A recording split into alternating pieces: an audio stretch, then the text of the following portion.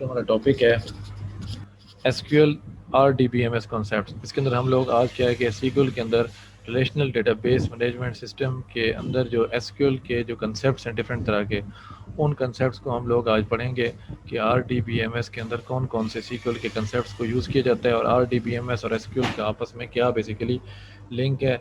ठीक है, ये सारी चीज़ें आज के लेक्चर में हम लोग पढ़ेंगे। RDBMS क्या है इसके बारे में आप लोग ऑलरेडी जानते हैं, अगर नहीं आप लोगों को याद या आप लोग भूल गए हैं तो RDBMS का मतलब होता है रिलेशनल डेटाबेस मैनेजमेंट सिस्टम। ये ऐसा डेटाबेस मैनेजमेंट सिस्टम होता है जिसके अंदर जो टेबल्स होते हैं उनका आपस में क्या है कि हम लोग रिलेशनशिप बना सकते हैं और टेबल्स आपस में लिंक्ड होते हैं using with the help of the primary and foreign keys.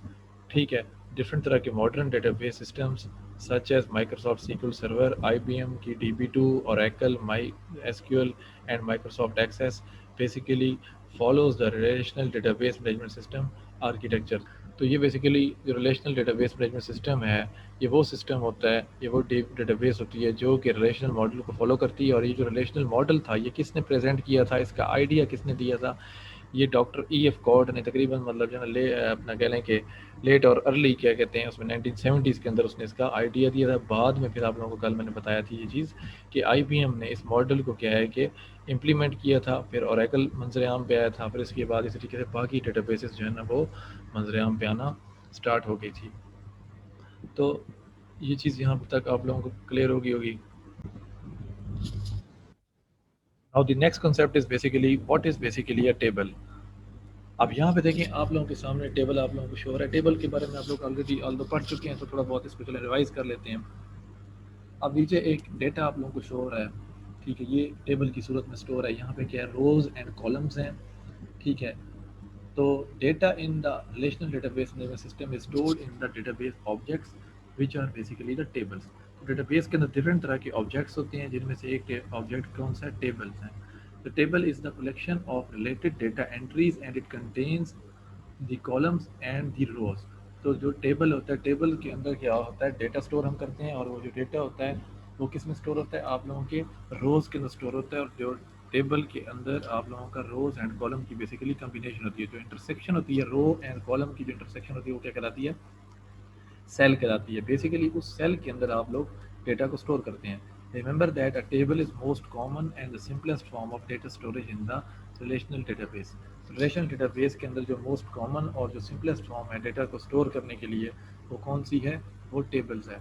Following is the example of the customers table. अब ये यहाँ पे एक कस्टमर्स का टेबल आप लोगों के सामने शो किया गया है। उस टेबल के अंदर देखें, यहाँ पे डिफरेंट तरह के एट्रीब्यूट्स हैं, ठीक है। ID, what is ID is basically attribute, name is also attribute, age is the attribute, address is the attribute, salary is the attribute. और नीचे इन एट्रीब्यूट्स की क्या आ रही हैं, वैल्यूज आ रही हैं, ठीक है। नीचे रिकॉर्ड्स आ रहे हैं। ID क्या है, 1 है, नेम इसका क्या है, रमेश है, एज 32 है, अहमदाबाद, और इसकी सैलरी क्या है, 2000 है।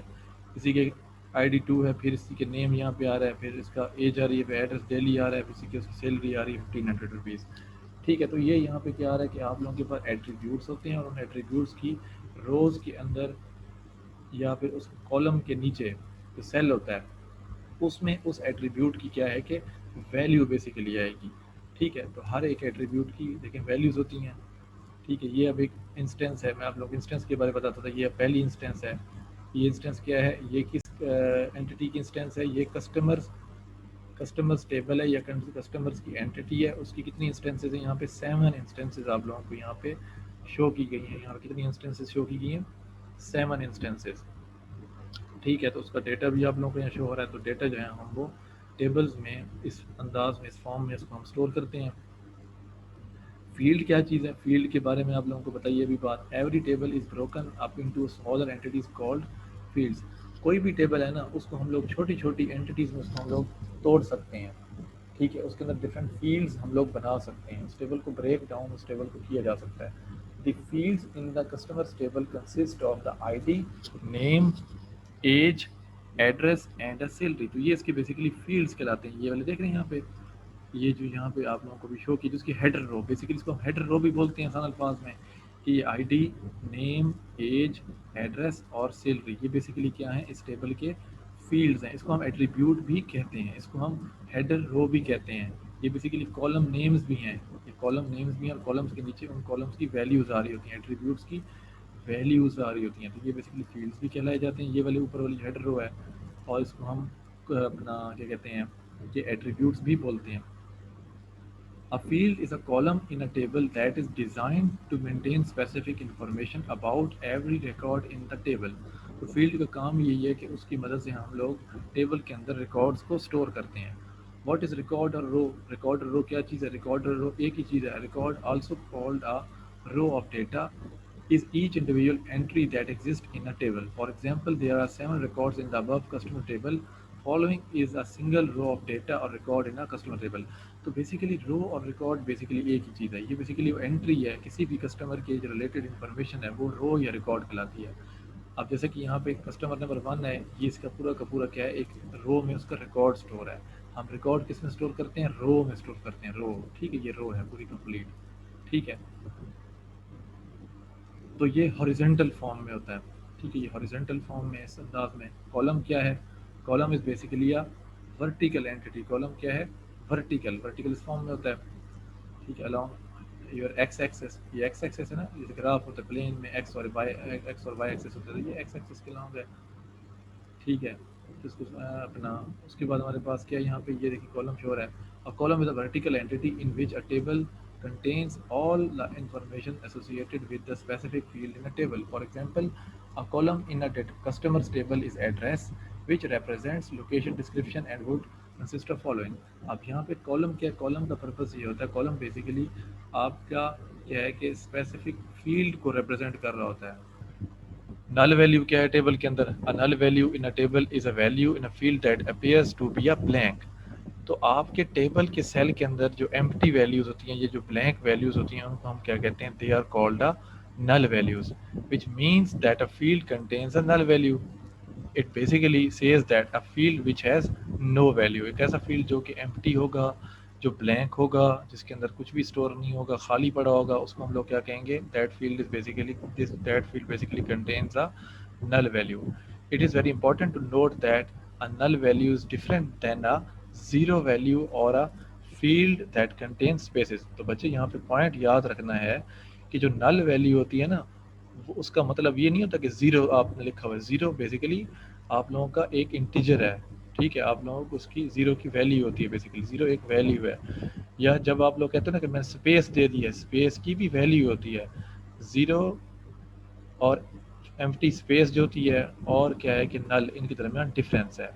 A field with a null value is one that has been left blank during the record creation.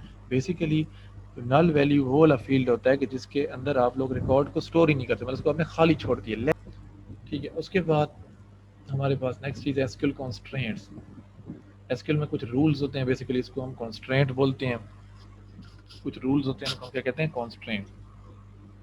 Constraints are the rules which are enforced on the data columns in the table. Constraint ये वो rules होते हैं जिनको हम लोग क्या है कि लगाते हैं, किसके ऊपर लगाते हैं? जो कॉलम्स आप लोगों के टेबल के अंदर, जो डेटा कॉलम्स हैं जिनके अंदर हम लोग डेटा को स्टोर कर रहे हैं, उनके ऊपर हम रूल्स लगाते हैं। मतलब आसान अल्फाज में कहने का मतलब ये है कि अब देखिए, ये आप लोगों के पास कॉलम है, ये देखिए टेबल आप लोगों को शो हो रहा है। ये डिफरेंट यहाँ पे कॉलम्स हैं, आईडी कॉलम है, नेम कॉलम है, एज कॉलम है, एड्रेस कॉलम है, सैलरी कॉलम है। हम इसके ऊपर डिफरेंट रूल्स लगा सकते हैं। अब समझिएगा, बड़ा इजी कंसेप्ट है, कोई डिफिकल्ट नहीं है। पहले बेसिक सुन लें। बेसिक इसमें ये है कि अब ये जो आईडी का कॉलम है, कि इसमें किस टाइप का डेटा आ सकता है, ये एक रूल है। मैं कहता हूँ कि मेरा रूल ये है कि भाई इसमें इंटीजर टाइप का डेटा आएगा, किसमें? जो आईडी कॉलम है। मैं कहता हूँ कि जी ये जो नेम का कॉलम है, इसके अंदर वार चार, मतलब ये जो ना करेक्टर या फॉर एग्जांपल कह लें कि टेक्स्ट फॉर्म का डेटा आएगा, सिर्फ और सिर्फ करेक्टर या फिर टेक्स्ट फॉर्म का डेटा आएगा, तो ये मेरा रूल है। मैं कहता हूँ कि जो एज है, एज के कॉलम में क्या है कि इंटीजर डेटा आना है, फ्लोट या डेसिमल इसमें नहीं स्टोर हो सकता, तो ये भी एक रूल है, एक कॉन्स्ट्रेंट है बेसिकली। एड्रेस के कॉलम में क्या है कि फॉर एग्जांपल सिर्फ टेक्स्ट आएगा, वार चार आएगा, ये भी एक रूल है।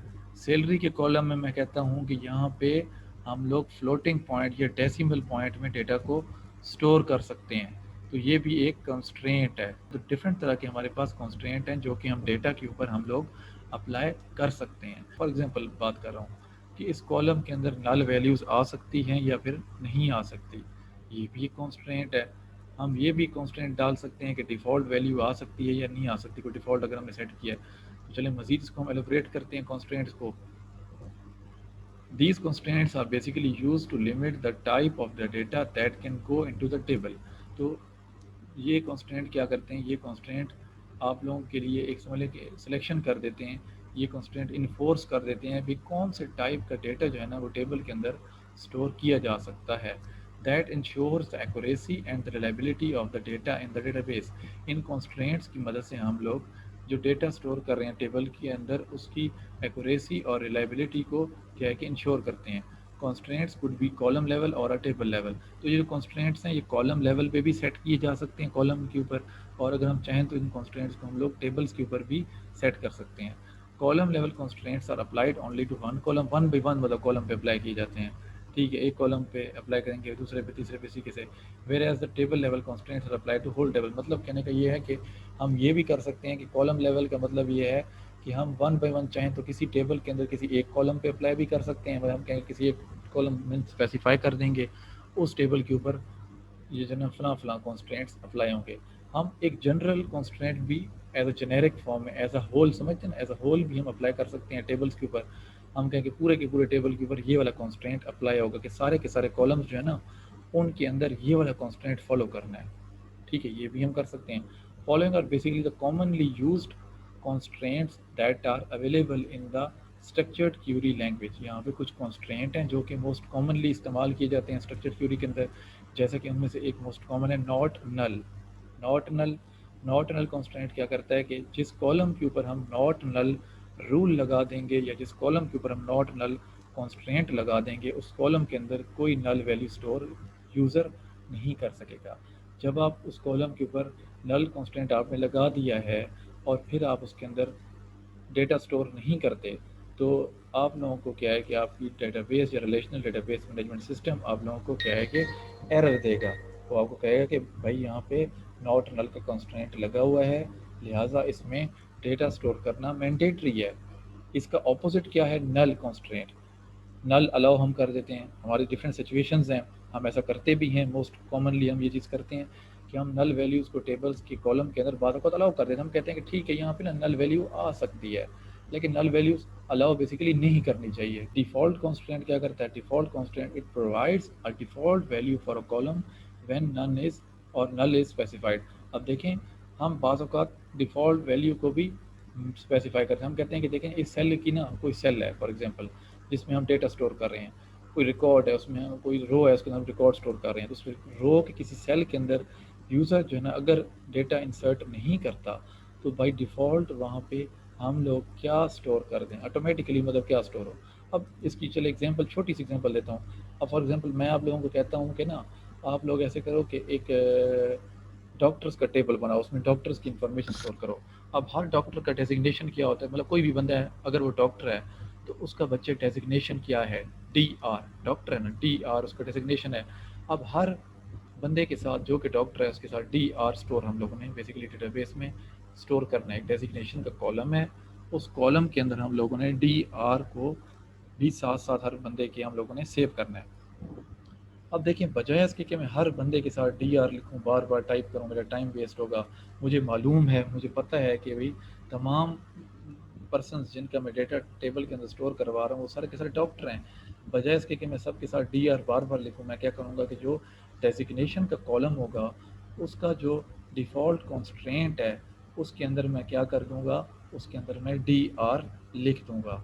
अब जब मैं रिकॉर्ड इंसर्ट करूँगा तो मैं सार डी आर टाइप नहीं करूँगा, मैं सिंपली उस पर्सन का, उस डॉक्टर का जस्ट नाम लिखूँगा। फॉर एग्जांपल अहमद लिख दिए, दानिश लिख दिए, कोई भी डॉक्टर फॉर एग्जांपल, तो उसके साथ D R automatically, D R जो है ना डेजिग्नेशन वाले कॉलम के अंदर D R as a default value खुद ब खुद ही क्या है कि इंसर्ट होना स्टार्ट हो जाएगा।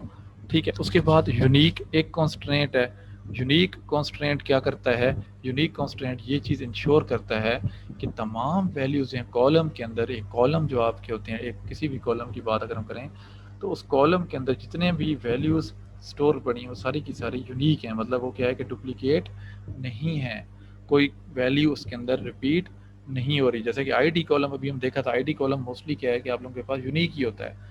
आईडी कॉलम को हम यूनिक क्यों रखते हैं? क्योंकि उसकी मदद से हम लोगों ने रो या रिकॉर्ड को हम लोगों ने आइडेंटिफाई करना होता है, यूनिकली आइडेंटिफाई करना होता है। तो जो आईडी कॉलम होता है वो आप लोगों का क्या है, यूनिक होता है। जो प्राइमरी की कॉलम होता है वो भी आप लोगों का क्या है कि यूनिक होता है। अगर प्राइमरी की कॉलम आपको यूनिक नहीं होगा तो आप रो या रिकॉर्ड को आप लोग क्या है कि अपना फैच या रिट्रीव आप लोग नहीं कर सकोगे।